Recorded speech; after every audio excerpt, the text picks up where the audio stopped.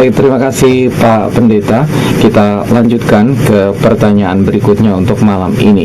Pertanyaan berikutnya adalah dua pertanyaan sekaligus, tetapi mirip ya. Apakah KKR penyembuhan yang diadakan oleh hamba-hamba Tuhan itu benar-benar dari Tuhan kita Yesus Kristus? Dan yang berikut, bagaimana tanggapan Pak terhadap KKR yang akan dilaksanakan tanggal 30 Mei mendatang di Kupang?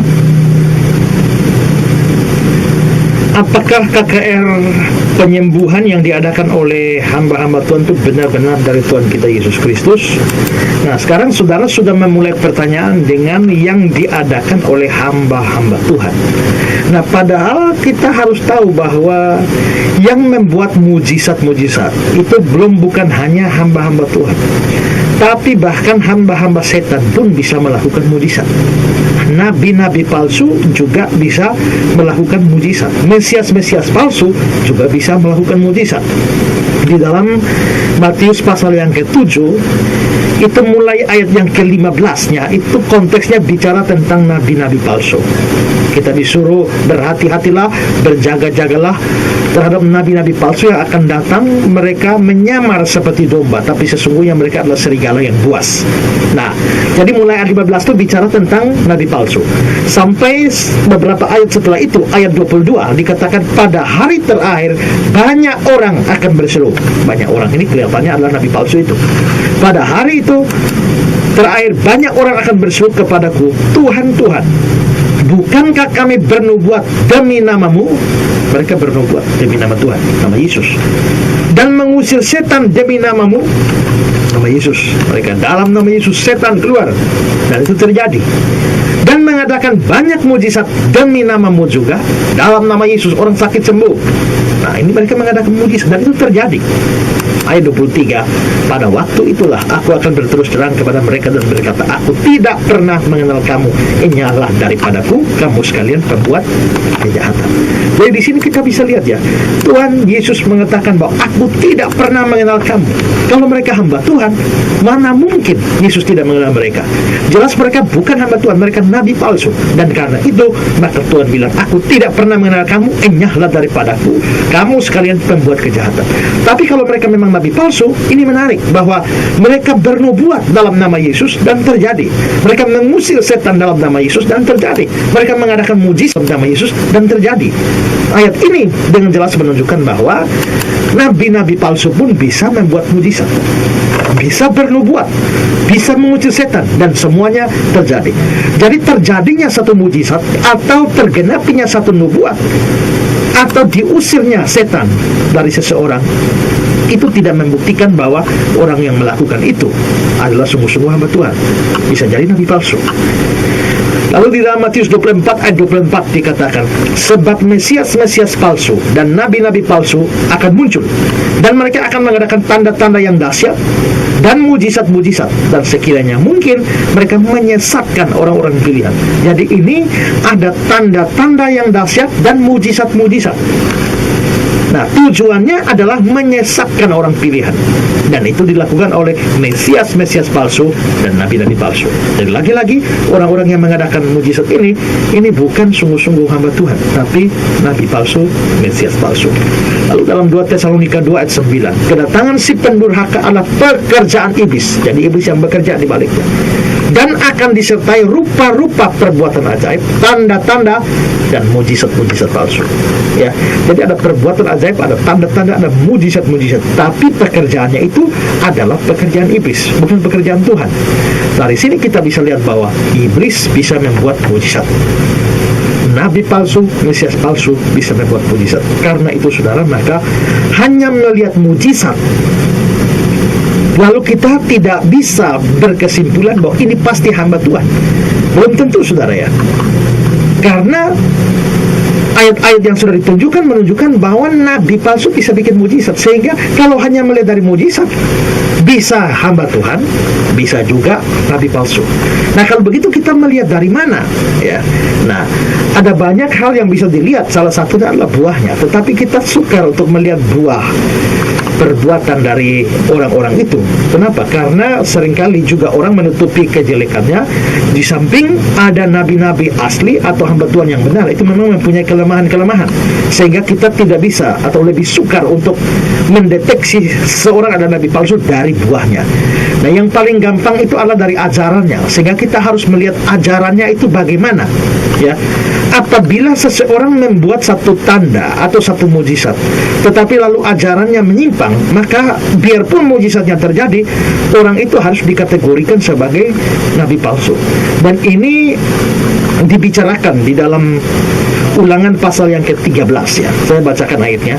Apabila di tengah-tengahmu muncul seorang nabi atau seorang pemimpi, dan dia memberitahukan kepadamu satu tanda atau mujizat. Jadi beritahu tanda mujizat. Ayat 2. Dan apabila tanda atau mujizat yang dikatakan kepadamu itu terjadi. Jadi mujizat tandanya terjadi. Nah, di sini mujizatnya terjadi, ya. Tetapi sekarang lihat kalimat selanjutnya. Dan dia membujuk, marilah kita mengikuti Allah lain yang tidak kau kenal. Marilah kita berbakti kepadanya. Janganlah engkau mendengarkan perkataan nabi atau pemimpi itu, sebab Tuhan Allahmu mencobai kamu untuk mengetahui apakah kamu sungguh mengasihi Tuhan Allahmu dengan segenap hatimu atau segenap jiwamu. Nah, dari sini lalu ayat 5-nya dikatakan nabi atau pemimpi itu harus dihukum mati kalau dia telah mengajak murtad terhadap Tuhan Allahmu yang telah membawa kamu keluar dari tanah Mesir, dan seterusnya. Nah, jadi dari sini terlihat bahwa yang menentukan itu adalah ajarannya, bukan mujizatnya. Karena mujizatnya bisa benar, tapi ajarannya itu justru ajaran palsu. Nah, ini yang perlu kita perhatikan. Karena itu saudara jangan tergila-gila dengan mujizat, dan jangan terlalu mengidolakan orang yang bisa bikin mujizat. Bisa dia hamba Tuhan, bisa juga nabi palsu. Kalau dia hamba Tuhan dan saudara mengidolakan dia, ya itu juga menurut saya sudah salah. Apalagi kalau dia nabi palsu.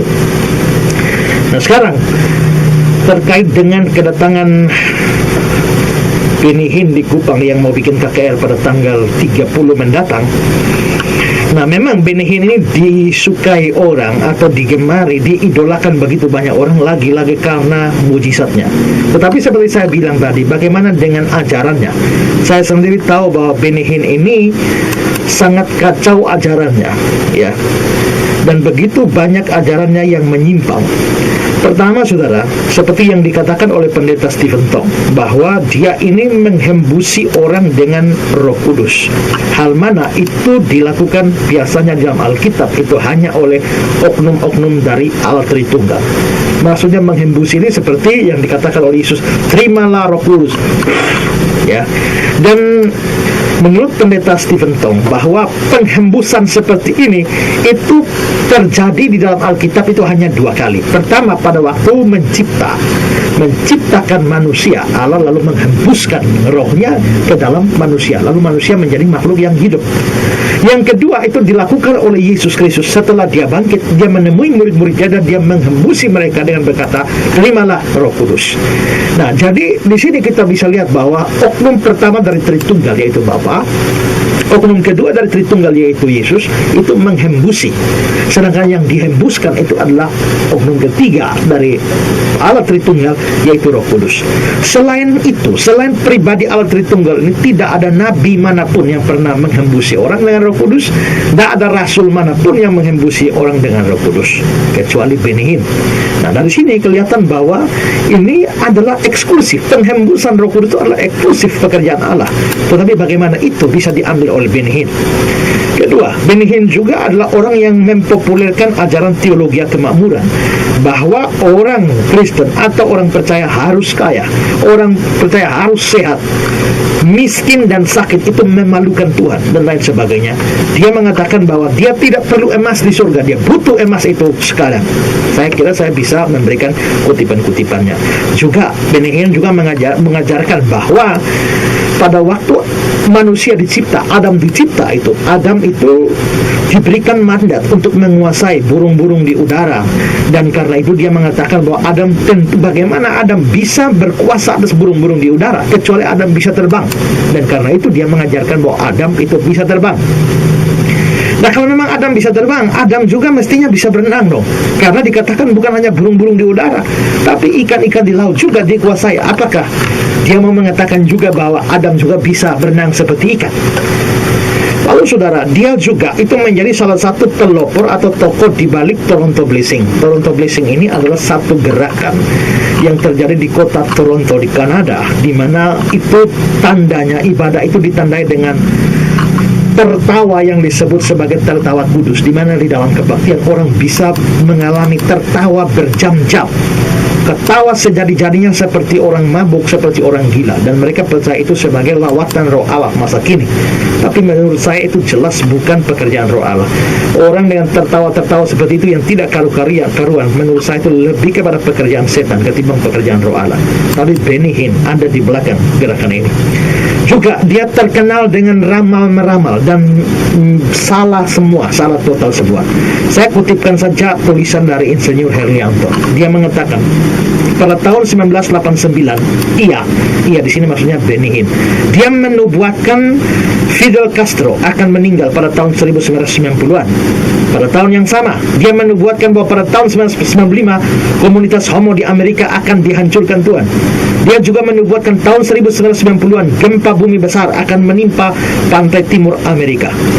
Benny Hinn termasuk penginjil yang menubuatkan bahwa pengangkatan jemaat akan terjadi pada tahun 1992.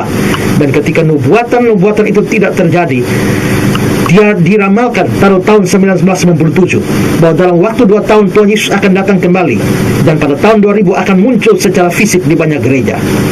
Petinju Evander Holyfield pernah disembuhkan secara mujizat oleh Benny Hinn dari penyakit jantung, sehingga petinju itu menyumbang $25,000 koceknya kepada Benny Hinn.